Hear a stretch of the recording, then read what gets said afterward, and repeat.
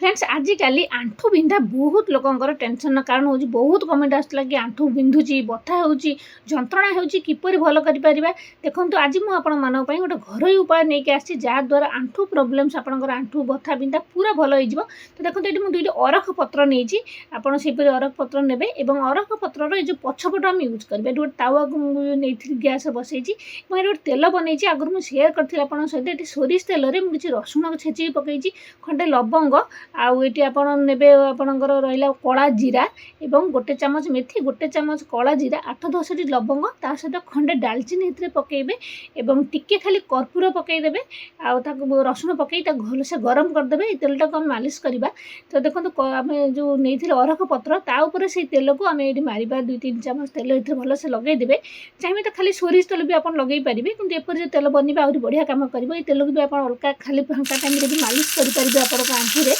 बहुत बढ़िया कम करता है।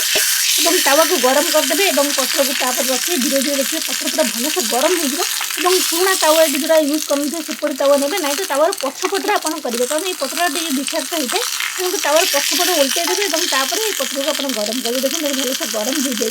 तो गैस के बंद करदे